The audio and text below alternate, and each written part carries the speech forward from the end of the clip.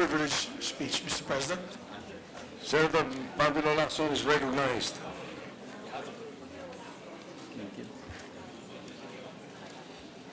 Thank you, Mr. President. We spend a great deal of taxpayers' money for an automated processing system, X-ray scanners, even for brokers' accreditation, not to mention fairly high salaries for seasoned military men at the helm of the Bureau of Customs. But at the end of the day, all our efforts be damned, we're still one hell of a mess. Mr. President, distinguished colleagues, I rise before you on a matter of personal and collective privilege.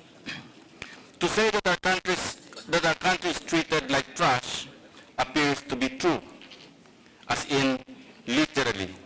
Amid news reports of tons of waste being illegally shipped into our lands, no thanks to local and foreign smugglers, unscrupulous customs brokers, and corrupt customs officials.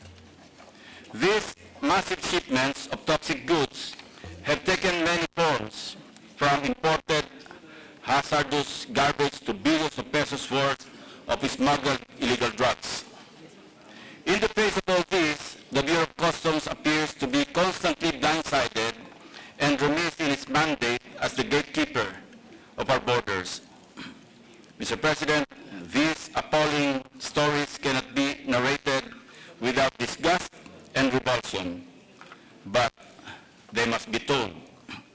Nearly 6 years ago, from mid-2013 to 2014, our national pride took a severe blow when a total of 103 containers of Canadian garbage, from plastic bottles to household waste to used adult diapers, were illegally shipped into our lands. Falsely labeled as plastics for recycling, the discovered shipments were later classified as hazardous wastes. Luckily for us, we're about to bid this rotting problem goodbye. For a start, the Canadian trash is sailing back to Canada. We will await further developments on future garbage return expeditions to Australia, South Korea, Hong Kong, and God knows where else. Nevertheless, we take our hats off to the strong political will and grim determination of President Rodrigo Roa Duterte and the Secretary of Foreign Affairs for standing their ground on this issue. Tomorrow, May 30, 69 container vans will be loaded with over 1,000 tons of garbage to be shipped back to Ottawa, Canada. Sad but true. There's already a bandwagon of nations that designate our country as the official dump site of Southeast Asia. In July and October of 2018, South Korea exported 5 tons of garbage in 51 containers consigned by Verde Soco Philippines Industrial. Early this year, 25 tons of electronic and residual waste from Hong Kong, misdeclared as assorted electronic accessories, also arrived at the Mindanao International Container Terminal. The cargo was reportedly a trial shipment by Hin Yuen Technical ENB Limited. If the said shipment successfully passed our ports, 70 more containers of waste await to be dumped in our borders. Just last week, Australia shipped 7 container vans of shredded municipal waste in our country. Worse, the shipment's broker was the same company that handled the importation from South Korea. Unfortunately for us, shipments of foreign refuse are not the only garbage that continue to permeate and pollute our country.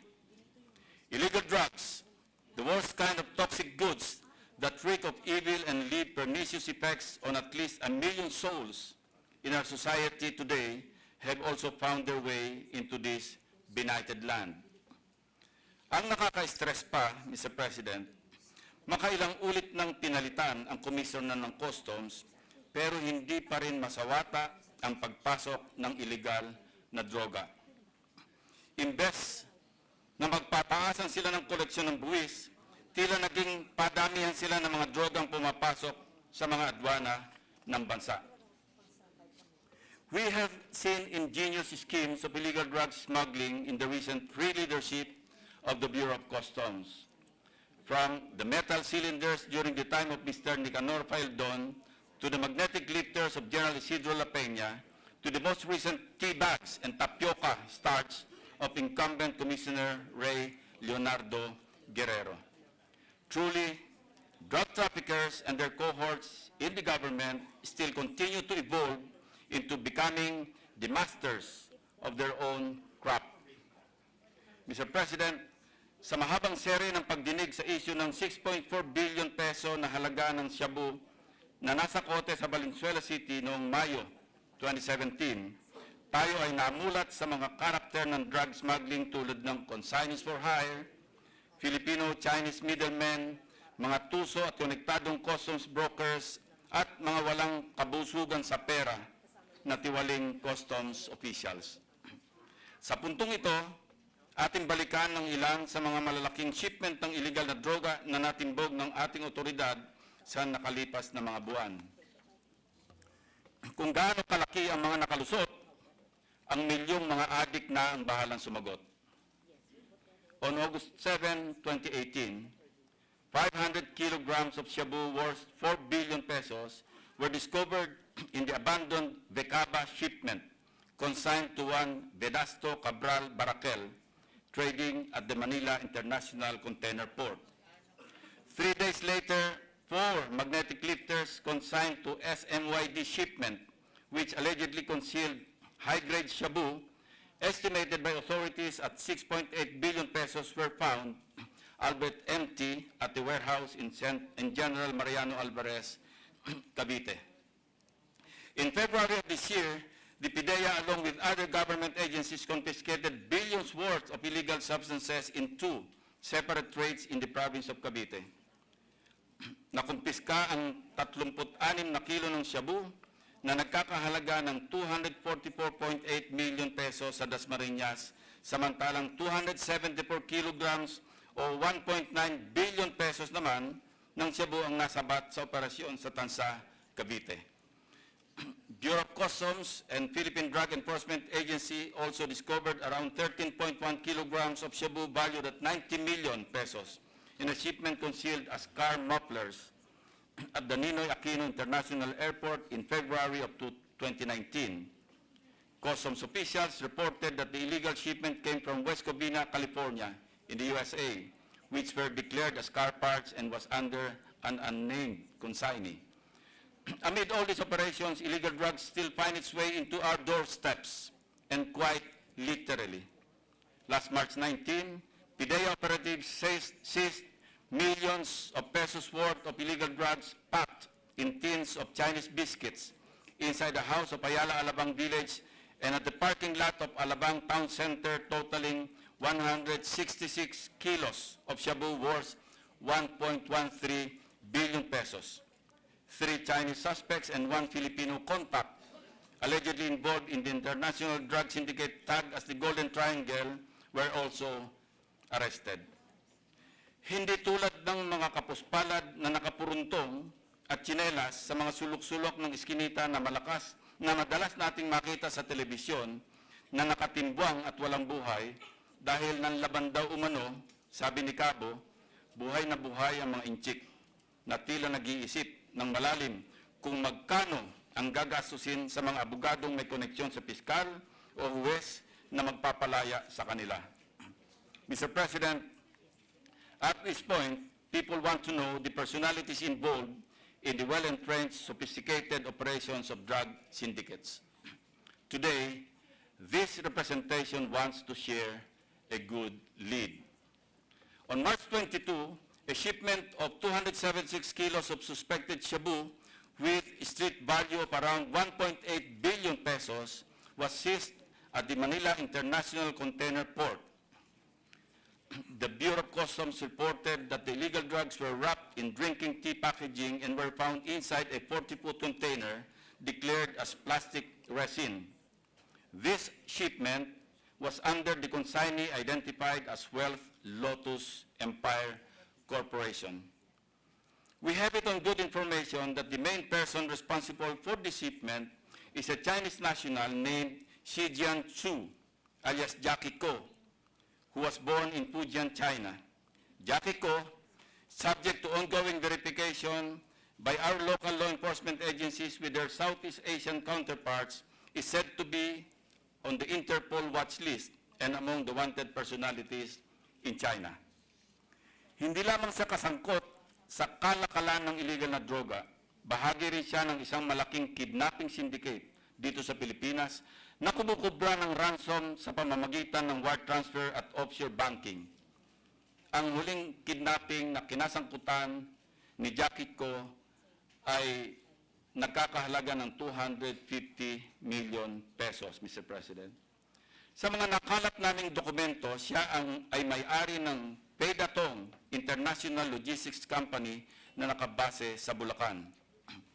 But what is interesting is that during the time of the said shipment, Jackie Ko was in the country monitoring.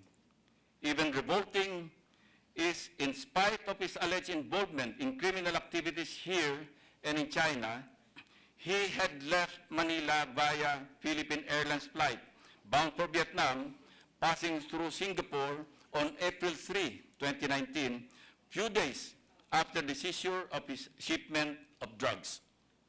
Hindi na nga nagmadaling tumakas, kampante pang lumipad mula sa NAIA.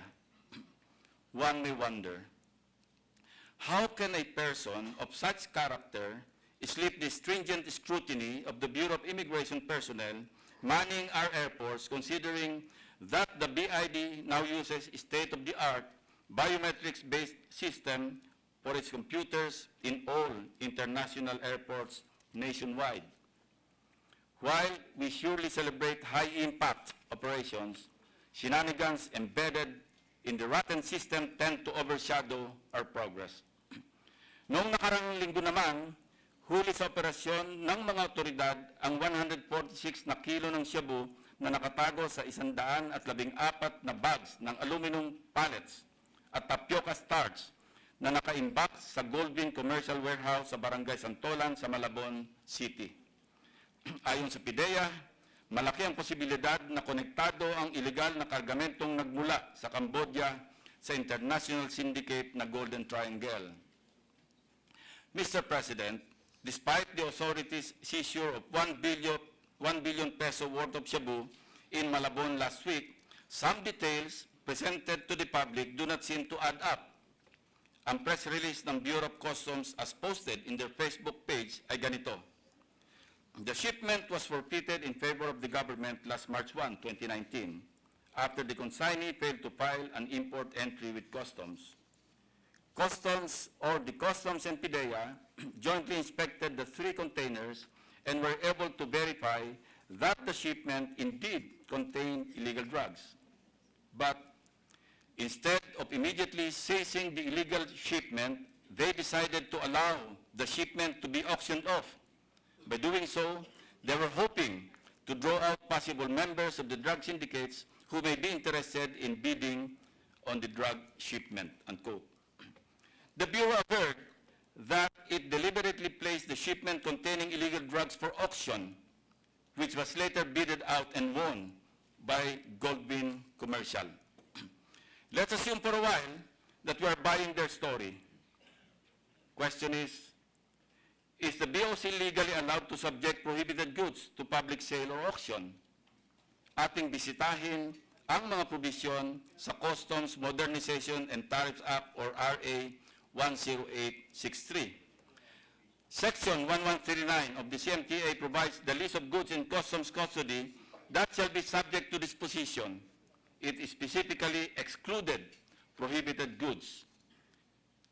Thus, paragraph C, forfeited goods, and I quote, forfeited goods other than prohibited, restricted, regulated goods after liability have been established by the proper administrative or judicial proceedings in conformity with the provisions of this Act. Further, Mr. President, pursuant to Section 1146 of the CMTA, public auction is not, I repeat, is not one of the prescribed means of disposing prohibited goods. In this case, Prohibited goods including the shabu contained in 114 bags inside the aluminum pallets with tapioca starch as provided in Section 1146 of this Act should be destroyed and therefore should not have been offered for sale in a public auction. Further still, and this is another issue that PIDEA and BOC have to clarify, is it not completely different from the very nature of what we call controlled delivery, as they had claimed? Controlled delivery, my foot. What we know from experience and knowledge of the procedure in controlled delivery is that this investigative technique targets specific consignees under the supervision of authorized project officers, basically for the purpose of gathering evidence against the person or persons involved in smuggling-related offenses. Again, assuming that we believe their controlled delivery story, which we of course do not, the customs and PIDEA officials really expect the owners of the shipment to actually participate in the said public auction, knowing fully well that forfeited and seized commodities undergo 100% physical examination prior to disposition. Kahit paikot-ikutin nila ang kwento, napakalabo pa rin ng bersyon ng Bureau of Customs at PIDEA ukol sa mga pangyayari. Let me give you another story, one that is more realistic and convincing because it is the real story behind this shipment. To prove my point, let me quote a portion in a report signed by PIDEA Regional Director 3, Joel B. Plaza, dated March 11, 2019, 10 days after the forfeiture in favor of the government of the shipment and 11 days before its supposed seizure in the Malabon warehouse. And I quote, "The specimens submitted do not contain any dangerous drugs, controlled precursors, and essential chemicals," unquote. Sa katunayan, agad na pinasubasta or auction ang nasabing kargamento dahilan sa ito ay madaling nabubulok o perishable by nature. On May 22, the subject shipment was released to the winning bidder and delivered to Goldwyn Commercial's warehouse at 89F Malabon Street or Santos Street, Santolan, Malabon City. During the cleaning and washing of the commodity, one of the aluminum pallets accidentally fell off, which exposed an aluminum foil containing the illegal drugs. Immediately thereafter, the winning bidder reported the incident to the Bureau of Customs. Mr. President, we put the BOC and the PIDEA on notice that we were not born yesterday.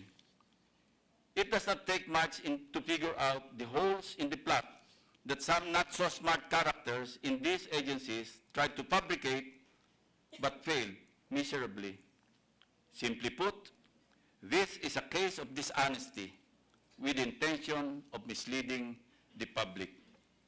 Mr. President, as if adding insult to injury, the Bureau of Customs faces another question in leadership and management with the appointment of relieved MICP Collector Vener Bakiran to an even higher post as Customs Deputy Commissioner. Remember my para-expose? And the mysterious case of magnetic lifters?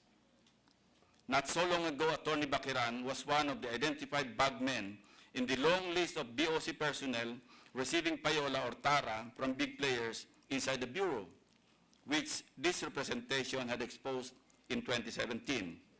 Subsequently, as former MICP director or collector, his name surfaced again in congressional inquiries and subjected to probe by both the National Bureau of Investigation and the Department of Justice, which the latter even recommended the filing of criminal charges against him after he failed to prevent massive drug shipments concealed in magnetic lifters from entering into MICP in June of 2018. Despite my expose on the massive corruption inside the Bureau of Customs, much to my dismay, I was informed that just recently, the TARA system has not been by any chance suppressed. Worse, for many customs officials, it remains business as usual. Let me emphasize one point, Mr. President. As per my sources inside the BOC, as well as those regularly transacting business with the agency, Customs Commissioner, retired Chief of Staff General Ray Leonardo Guerrero, has remained untainted by corruption, at least as of this date and as far as this representation is concerned. But while he has reportedly managed to maintain his integrity intact, his leadership is challenged by his apparent failure to exact the same level of honesty and integrity from his subordinates, which true and real leadership is all about. My sources confirm that the following departments and sections in the Bureau of Customs continue to take their tara per container, supposedly distributed as follows. For the Office of the Commissioner, an average of 5,000 pesos per container plus 10% of the collections of each section or office directly under OCOM, or Office of the Commissioner. 3,000 for Intelligence Group, 1,000 to 2,000 pesos for the Enforcement Group, 3,000 pesos for the Risk Management Office, and 2,000 to 3,000 pesos for the Import and Assessment Service or IAS. Kung kani-kanino napupunta ang nasabing mga tara for his office or the Office of the Commissioner, I will leave it to General Guerrero to investigate and find out.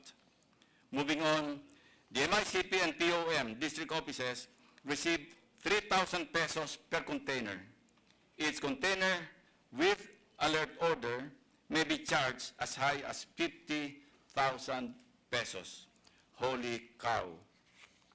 With the average of 2,000 and 7,000 containers transacted for release every week at both the Port of Manila and MICP, imagine how much tara goes to the pockets of these insatiably corrupt customs officials. May I ask, Mr. President, how can the Bureau thoroughly and sincerely address the country's drug problem if instead of punishing the corrupt or incompetent, or both, this administration is even rewarding these people with other positions in government? Sadly, what they cannot completely throw away, they tend to recycle, this time at the expense of the Bureau of Customs' credibility and to the detriment of the public. When we tolerate corruption and its perpetrators in the institution, reward incompetence rather than without the roots that breed it, the public will start to believe it is a given. And customs officials will start to believe it is a routine. This is yet another standing challenge to Commissioner Ray Leonardo Guerrero. To uphold your strong integrity and moral principles is a test of your character. The test of your leadership, on the other hand, is how your integrity and principles resound in the halls of your office and influence the actions and behavior of your subalterns. To fail in one is to fail in both. The Filipino people demand much from your leadership, while I continue to vouch for your character as it remains unquestionable. Some of your people are afflicted with severely debilitated credibility, which may eventually reflect on you and the institution that you lead and represent. Mr. President, to call out our authorities to secure our borders against various wastes of other nations, signifying no to the derogation of our national dignity, no to the dishonor of our sovereignty, and no to the desecration of our national identity. In closing, I would like to give credence to the words of Austrian sociologist and historian Ludwig von Mises, and I quote, "There's no more dangerous menace to civilization than government of incompetent, corrupt, or vile men," unquote. Thank you, Mr. President. The leader. Thank you, Mr. President. Mr. President, I move that we refer the speech of the gentleman senator from Cavite to the accountability of public officers and investigations and public order and dangerous dogs. I so move, Mr. President. So referred. Thank you, Mr. President. Mr. President, I move that we resume consideration of a very important measure that is being asked by the DOF from us every day. Mr. President, resume consideration of Senate Bill number 2233. I so move, Mr. President. Any objection?